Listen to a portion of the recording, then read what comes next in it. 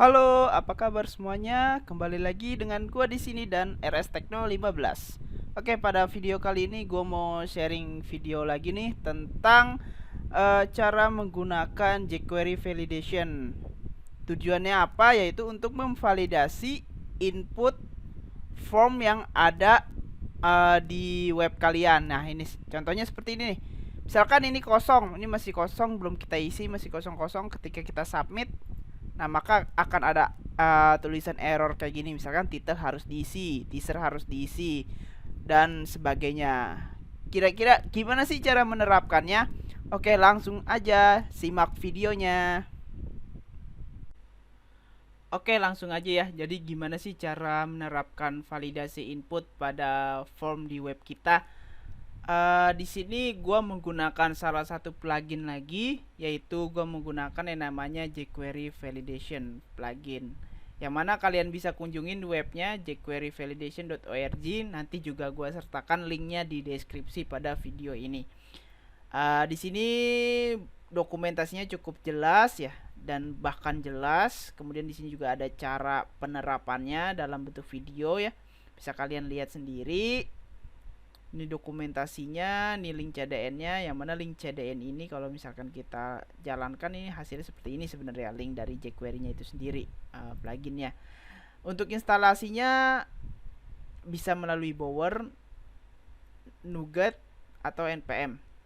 Nah, dan selain itu juga bisa melalui link CDN ini, di load melalui dari link CDN-nya. Pada video kali ini gue menjelaskannya itu dengan menggunakan metode yang ini, yaitu meload melalui link CDN-nya. Karena kalau menggunakan cara ini gue belum mempersiapkan untuk proses instalasinya sih. Oke, langsung aja gimana sih caranya. Ini adalah contoh form yang belum divalidasi ya, yang mana kalau misalkan ini kita kosongin juga terus kita submit masih bisa ya tuh. Ini sebenarnya hasil submitnya. Ini gue mencetak dari nilai ini. Yang mana kan kita maunya title ini harus diisi, kemudian teasernya juga harus diisi dan maksimal 100 karakter. Kategorinya juga harus dipilih salah satu mau yang mana, kemudian subkategorinya juga seperti itu harus dipilih. Dan yang paling penting adalah kontennya juga harus diisi tentunya kan ya. Kalau misalkan artikel nggak ada kontennya kan sama aja bohong.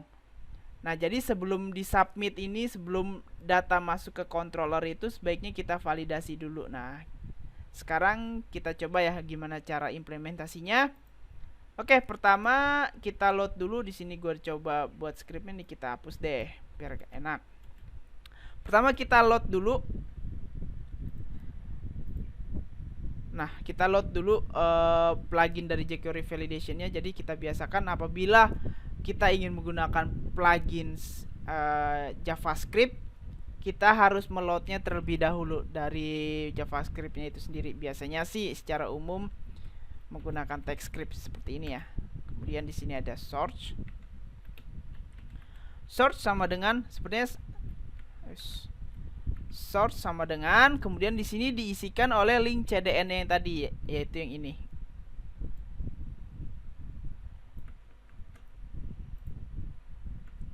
Nah, seperti ini. Jadi apa sih bedanya dengan source yang ini? Kalau yang ini nih, pada video sebelumnya kan gue udah coba buat juga cara menggunakan plugin DateTime Picker ya. Nah, kalau yang ini karena kita telah mendownloadnya terlebih dahulu file dari bootstrap datepicker.js nya ke lokal kita. Nah, sedangkan nih kalau yang ini kan tadi kita belum download ya. Jadi langsung kita load dari link yang tadi diberikan yang ini. Kalau kemudian apa sih bedanya? Bedanya itu kalau yang atas ini bisa kita jalankan meskipun tanpa terkoneksi oleh internet. Sedangkan yang bawah ini nih akan di-load apabila komputer kita memiliki koneksi internet. Gitu sih bedanya. Jadi kalau misalkan kalian ingin mendevelop web ini tanpa terkoneksi ke internet, maka cara paling mudah sih sebenarnya kalian akses linknya yang ini.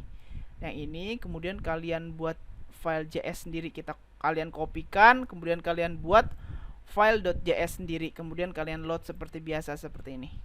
Itu juga bisa sih sebenarnya. Nah, tapi untuk lebih mudahnya karena sekarang kebanyakan komputer itu sudah terkoneksi ke internet, maka dari itu kita cukup menggunakan link ini saja. Kemudian ada juga kelemahan yang kedua, kalau misalkan link ini mati. Ketika link ini mati, maka kita harus memperbaikinya sih, mencari link yang baru itu apa. Kalau misalkan linknya mati, maka kita harus mencari link yang barunya. Karena kalau misalkan linknya sampai mati, maka otomatis pluginnya tidak bisa di load, maka scriptnya juga tidak akan jalan. Gitu sih kelemahannya. Oke, langsung aja sih gimana scriptnya ya. Pertama kita akan buatnya di bawah sini scriptnya. Setelah kita berhasil load, kita coba refresh dulu. Ada error nggak ya? Nggak ada ya. Kita inspect, kayaknya nggak ada error ya, aman. Maksudnya error yang load tadi ya. Oke, pertama kita buat apa nih? Kita lihat dokumentasinya.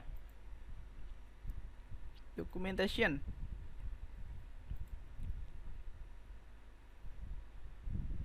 Yang ini ya, yang paling atas. Defaultnya kayak gini. Contohnya.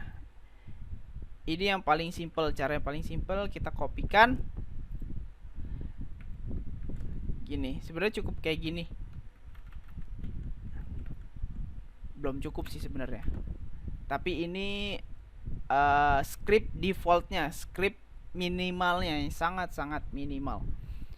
Sini kita tambahkan gini aja deh, biar langsung di load ketika filenya dijalankan.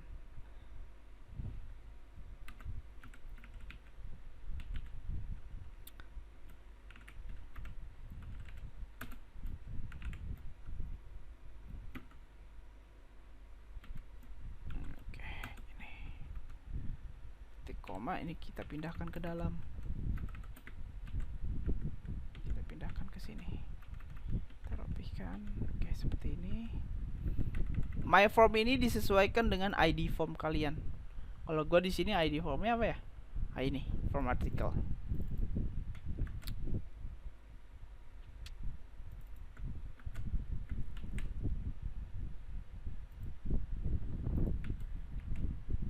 Nah, nggak ada error ya, tapi ini belum bisa berjalan. Kenapa? Karena kita belum buat rule-nya. Cuman baru nggak bisa disubmit karena ada debugnya itu. Nah, tapi nggak ada error ya. Nah, untuk bisa berjalan ini kita hapus. Kita hapus aja ya.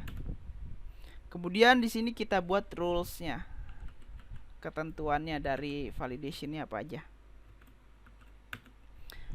Kemudian rules pertama itu kita ingin membuat rules terhadap field title. Yang ini ya, yang mana title ini harus diisi kan ketentuannya tadi. Nah, kemudian kita cari field title yang ini, kemudian kita kopikan atribut name-nya, yaitu title ya. Ingat, berdasarkan atribut name, bukan class ataupun ID. Jadi name, name-nya itu title. Kemudian kita tambahkan di sini title titik 2, yang mana title itu adalah required. Nah, kemudian titik koma. Yang selanjutnya yaitu teaser. Teaser ini selain required, yaitu juga maksimal harus 100 karakter. Jadi nggak boleh lebih dari 100 karakter. Gimana nih kalau kayak gitu caranya? Oke, langsung aja kita kopikan dulu dari teaser, name-nya itu teaser ini. Kita kopikan. Kita tambahkan di sini teaser titik 2, karena tadi ada 2 yaitu required dan maksimal 100 karakter. Maka di sini kita tambahkan seperti ini, menggunakan kurung kurawal. Kemudian di sini jangan lupa komanya dulu. Yang pertama kita pastikan bahwa teaser ini wajib diisi dengan cara required titik 2 true. Kemudian yang kedua, kita harus pastikan bahwa maksimal banyak karakternya itu 100, yang mana kita bisa menggunakan di sini. Kita lihat di dokumentasinya ada nih. Nah, kita buka lagi dokumentasinya. Nah, di sini kalian bisa cari nih di list of built-in validation method. Karena kita ingin memastikan bahwa panjang maksimalnya itu tidak boleh lebih dari 100, berarti di sini kita bisa menggunakan fungsi ini, max length. Max length itu 100. Nggak usah pakai koma juga nggak apa-apa. Save, kita cobain dulu ya dua ini. Reload, kemudian kita submit. Oke, this field is required. Kan seperti yang tadi gua jelasin bahwa title ini harus diisi. Sekarang kita coba isi misalnya tes. Oke, sekarang hilang bahwa field ini telah valid. Kemudian yang kedua, teaser juga required. Tapi karena belum diisi, maka masih ada errornya, kita isi misalnya tes. Dan ini valid karena maksimal 100 karakter. Supaya kelihatan kita kecilin ya. Misalkan 4. Oke, kita submit. Ini masih ada error. Kita isi, nggak ada error. Kemudian this field is required, kita coba isi 1, nggak ada error. 2, nggak ada error. 3, 4, nggak ada error. Kita isi 5. Please enter no more than 4 karakter. Karena di sini kita pastikan bahwa max length-nya harus 4 atau tidak lebih dari 4. Oke, berarti udah jalan nih ya 2 rules dari teaser ini.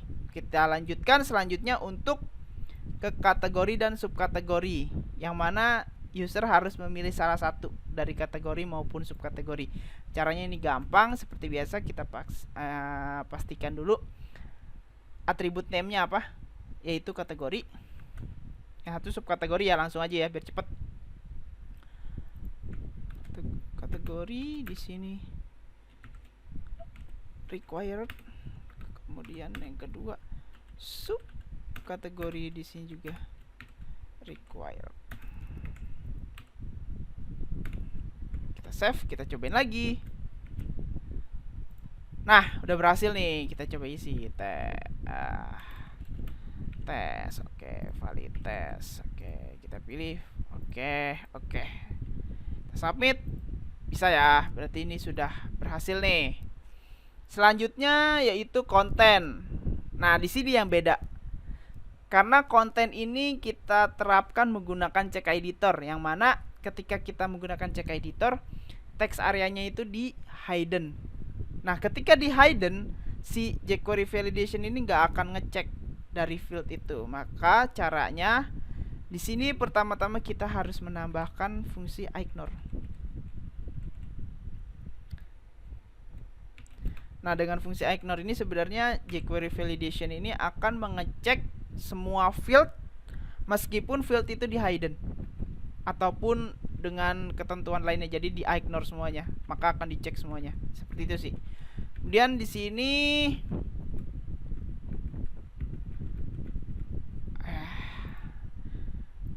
untuk pengecekannya kita tidak bisa, bukan tidak bisa sih.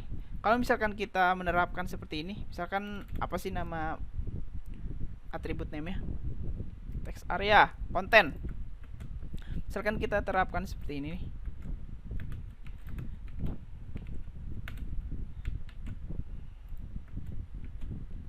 Sekarang ini kita isi ya. Nah, sebenarnya ini valid, ini harusnya nggak valid. Nah, ini juga sebenarnya udah jalan sih ya. This field is required karena kita menambahkan ignore ini. Tapi ketika ini kita isi tes. Nah, ketika sekali klik itu nggak langsung jalan. Yang kedua baru jalan, itu kayak seperti ada bug sedikitnya. Jadi gimana sih yang tepat, yang cukup tepat cara menerapkan validation di bagian konten ini dengan menggunakan check editor? Caranya itu kita harus membuat yang namanya nih, custom method. Kita harus membuat custom method sendiri. Ini ada dokumentasinya, bisa kalian baca, dan ini contoh-contoh penggunaannya. Jadi pertama-tama ini ya. Ini kalau males bisa kalian copy di sini, tapi gue coba ketik. Kita buat metodenya ada di sini. Untuk syarat membuat metode nih seperti di sini. Pertama jQuery titik validator titik add method. Bisa kalian menggunakan kata-kata jQuery atau dolar seperti ini. Titik validator titik add method. Kemudian kurung gini, kemudian di sini kita taruh nama metodenya apa, bebas. Kalau di sini gue coba pakai nama metodenya CK editor valid method. Kemudian di sini kita kasih koma, kemudian function. Ini kan nih ada function kan. Function value element. Di sini function value element. Oke, seperti ini. Kemudian gini ya. Nah, ini titik koma. Nah, di dalam ini nih kita buat scriptnya. Jadi ketika metode ini dijalankan itu apa yang dilakukan. Di sini gua coba ketika metode ini dijalankan, maka return nilai dari fungsi validation. Jadi kita nanti akan buat fungsi lagi, validation CK editor. Nah, jadi maksudnya dari custom method yang kita buat adalah ketika custom method ini dijalankan, maka akan mengembalikan nilai yang berasal dari validation CK editor, dari fungsi validation CK editor. Nah, maka dari itu kita harus membuat fungsi validation CK editor. Di bawahnya kita buat function validation CK editor gini. Nah, jadi fungsinya itu apa sih yang akan dijalankan? Fungsinya yaitu akan mengecek apakah di dalam field CK editor ini ada isinya atau enggak. Gitu sih intinya. Jadi menggunakan if. Untuk mendapatkan data yang ada di CK editor itu sebenarnya menggunakan instance dari CK editornya itu sendiri. Nah, sebelumnya pada video sebelumnya gue udah jelasin cara menggunakan CK editor dan cara membuat instance-nya. Di sini gue udah membuat instance-nya yaitu yang ini. Editor sama dengan CK editor titik replace content. Nah, ini adalah instance dari CK editornya. Ini bisa kita gunakan lagi di sini. Asalkan gue juga belum nyoba sih kalau di atasnya bisa apa enggak. Tapi amannya sih fungsi validasinya ada di bawah ini. Jadi supaya script itu dijalanin ini dulu. Kita copy. Editor titik get data sama dengan kosong atau nol ya, bisa aja. Maka apa yang dilakukan? Return false. Else return true.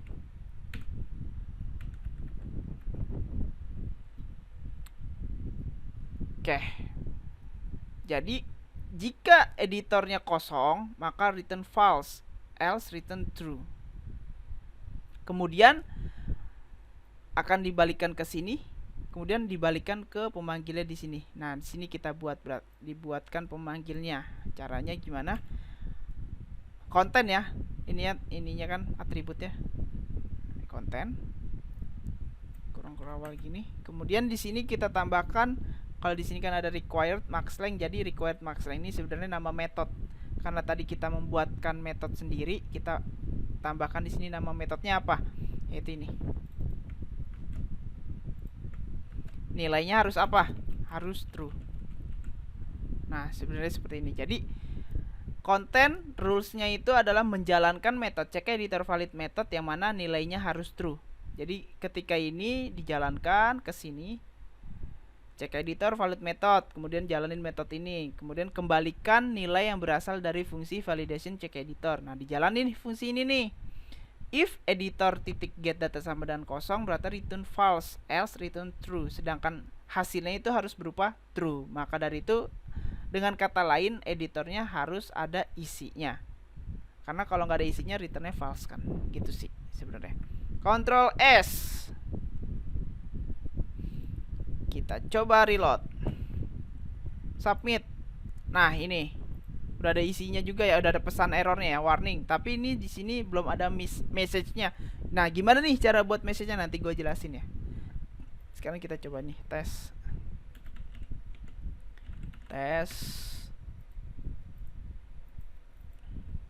Sekarang kita isi tes juga. Nah, udah bisa disubmit nih ya. Tapi kalau misalkan ini kosong, error. Tes. Nah, kalau yang pakai ini kan, kalau misalnya tadi error, nah ini cukup sekali submit, udah langsung lagi bisa. Kalau tadi kan harus 2 kali ya, kayak ada bug gitu. Nah, kemudian sekarang gimana sih cara memberikan pesan error custom ya? Ini kan misalnya ini masih default banget ya. Dispute is required. Dispute is required kayak gitu. Nih gimana kalau misalnya kita mau kasih pesannya itu custom? Misalkan title harus diisi, teaser harus diisi, kategori harus dipilih salah satu. Misalkan kayak gitu. Gimana sih caranya? Berarti di sini ini kan rules, tutup kurung awalnya ini, berarti di bawah ini koma, di sini kita tambahkan yang namanya message, titik 2 kurung awalnya jangan lupa. Kemudian pertama kita ingin memberikan message ke title, yang mana message-nya adalah title harus diisi, kemudian koma, selanjutnya yaitu teaser. Nah, karena di teaser kan rulesnya ada 2, berarti harus pakai kurung awal gini lagi. Yang pertama pesan untuk required-nya, yaitu required, pesannya teaser harus diisi. Kemudian kita tambahkan lagi max length-nya, teaser maksimal 100 karakter. Oke, kemudian kita lanjutkan lagi kategori.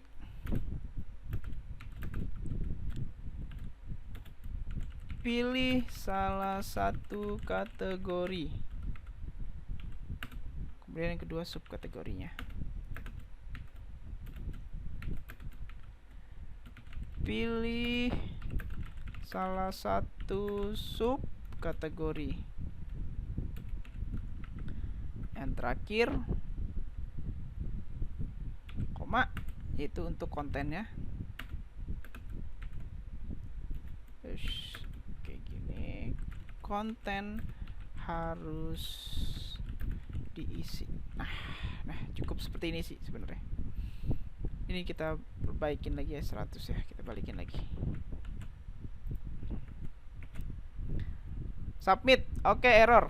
Errornya udah berdasarkan custom yang kita buat ya. Misalkan title harus diisi, teaser harus diisi. Pilih salah satu kategori, pilih salah satu subkategori. Ini kita isi. Oke, valid. Nah, jadi valid. Ini jadi valid, ini juga jadi valid. Kemudian ini harus kita isi. Nah, ini kelemahannya, kalau ini diisi dia nggak ikut langsung ganti. Gue belum nemu. Kalau misalkan kalian tahu caranya, bisa kalian tambahkan di kolom komentar ya. Sekarang kita submit. Nah, bisa. Sedangkan kalau misalnya kita kosongin, error. Kita tes, kita isi lagi, bisa. Oke, berarti dengan kata lain kita telah berhasil membuat validasi input dengan menggunakan plugin jQuery Validation ya. Validasi ini cukup penting sih. Jadi selain untuk memastikan bahwa input yang diberikan oleh user ini sesuai dengan apa yang kita inginkan atau developer inginkan, selain itu menurut gua nih ya, validasi ini juga bisa meningkatkan keamanan website kita itu sendiri, terutama dari yang namanya SQL injection maupun XSS. XSS itu adalah cross site scripting, yang mana yaitu salah satu cara bisa dikatakan cracker untuk mendapatkan data penting dari website kita, terutama data dari database. Nah, biasanya itu dilakukannya melalui field input seperti ini. Nah, kalau tadi kan sebenarnya video yang gua sharing ini rulesnya masih sederhana. Sebenarnya bisa kalian lihat di sini masih banyak rules yang bisa kalian terapkan, bahkan untuk advance dan untuk meningkatkan keamanan itu tadi dibutuhkan yang namanya filter input dengan menggunakan regex supaya lebih spesifik. Jadi fieldnya apa string yang boleh diinputkan itu apa aja gitu sih. Jadi bisa kalian coba sendiri dari API-nya yang disediakan di dokumentasinya. Masih banyak banget nih ya. Kayak misalkan ini email untuk memastikan bahwa string yang diinputkan itu berupa email, bentuk email ya, biasanya ada @gmail.com atau apalah gitu. Kemudian bentuk dalam bentuk URL, bentuk dalam bentuk date, number berupa number, digit, equal to atau sama dengan suatu string tertentu. Ini bisa kalian cobain atau kalian explore lebih lanjut sih. Oke, mungkin sekian video gua dan RS Tekno 15. Jika ada kritik atau saran ataupun ada pertanyaan atau ingin diskusi lebih lanjut, bisa melalui kolom komentar pada video ini atau juga bisa melalui email di rstekno15@gmail.com atau bisa juga melalui DM Instagram rstekno15 di @rstekno15, dan jangan lupa follow Instagramnya ya. Kemudian apabila menurut kalian video ini bermanfaat, bisa kalian share ke teman-teman kalian, dan jangan lupa untuk like serta subscribe channel RS Tekno 15, dan tetap jaga kesehatan dan bye bye.